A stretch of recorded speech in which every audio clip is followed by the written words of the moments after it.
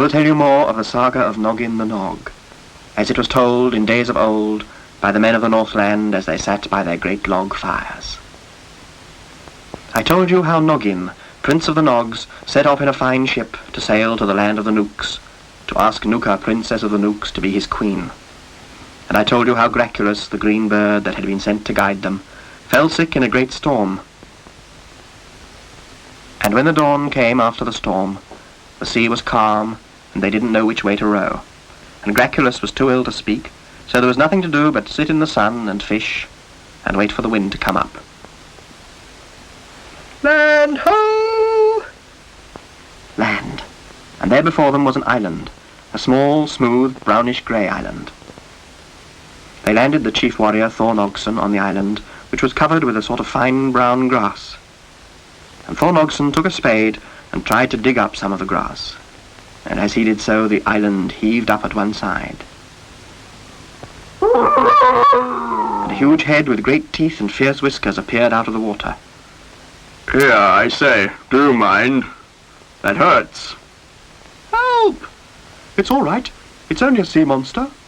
Only a sea monster, indeed. I am Arup, king of the walruses.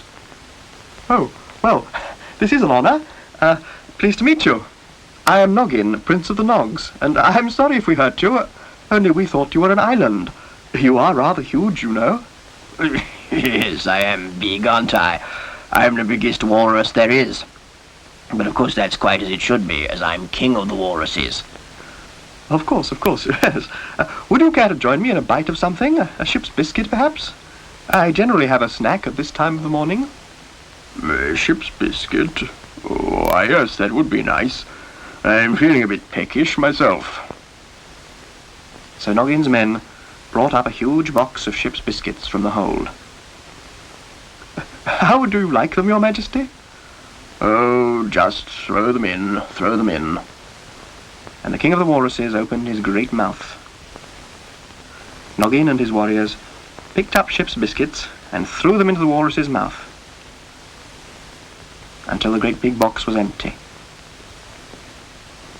Then the king of the walruses closed his mouth and chewed. Delicious. Haven't had ship's biscuit for years. Hi, what about me? Oh, throw him a biscuit, somebody. No, I mean I want to come back on board. You can't leave me on the back of this monster all day. Manners, Thor Nogson, manners. This is Arup, king of the walruses, and we'll rescue you just as soon as we've finished our 11s. Well now, where are you heading for? We're heading for the land of the Nooks, but we rather lost our way in that storm last night. Oh, are you? Well, I'm going that way myself. Allow me to give you a tow. Well, that would be a great help, if you're sure it wouldn't be any trouble. Oh, no trouble at all, I assure you. Just throw your gardener here a rope, and he can tie it round my neck. So they threw Thor Nogson a rope, which he tied round the walrus's neck. And then he climbed back on board the ship. All set, then?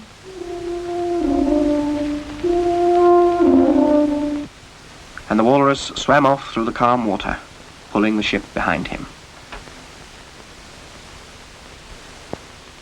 Swiftly he swam away from the sun, and the ship cut the water as it did on the first day when the east wind took them.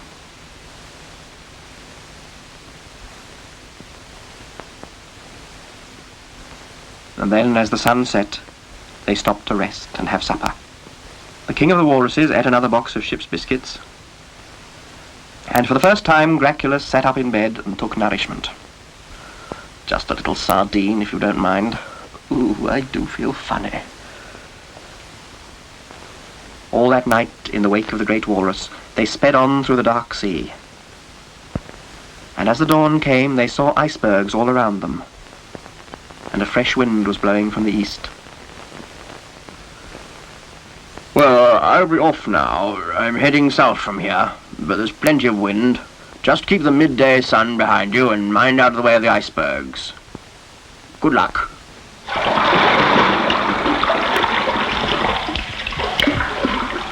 The king of the walruses dived down under the ship and came up on the other side.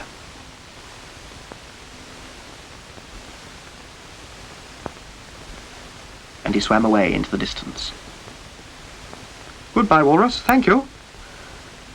You know, Noggin, it's really just as well he went when he did. We're right out of ship's biscuits, and goodness knows what he'd have eaten next. Graculus was feeling a bit better. The day was fine, the wind was good, and the helmsman steered the ship past the icebergs, until they saw before them a wall of ice, all spiky and black. I don't like the look of that at all. And Noggin went below and carried Graculus up from his bed onto the deck. Look, Graculus, what do you make of that? The black ice at the edge of the world. You have been quick. Well, now I must guide you from here, for the way is dangerous. Graculus stood on the prow of the ship, wearing a warm woolly scarf, and he guided the helmsman past the whirlpools where the sea spills out over the edge of the world, past the rocks of black ice where the sea foams and crashes, and all the while the wind howled in the rigging. The snow and the sleet blew past them in clouds, and Graculus stood on the prow of the ship and called out the bearings. Just a little more to the right, would you? Thank you. All that night Graculus stood there in the cold and snow, and the mariners took turns to climb up on the prow of the ship and give him mugs of hot cocoa and slices of hot buttered toast.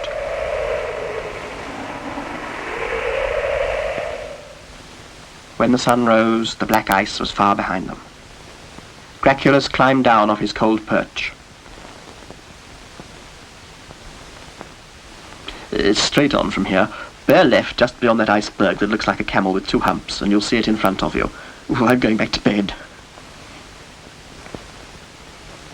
They sailed on, past the big iceberg that looked like a camel with 2 humps.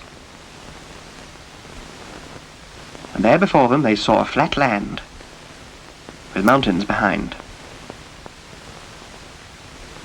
A flat land white with ice and snow. Noggin the Nog took his telescope and looked out towards the land. He could see no sign of anything living. It looks a bit bleak to me. Oh, you'll get used to it. Eh? Noggin looked down, and there was a little man in a little leather boat. A moon-faced fellow, with a fur hood. You're a Nook, said Noggin. Yes, and you're a Nog, replied the little man. Oh, pleased to meet you. We are looking for the land of the midnight sun, the kingdom of Nan of the Nooks. Well, that's it. In front of you. I'll go and tell them you're coming. And the little Nook paddled away as fast as he could towards the land.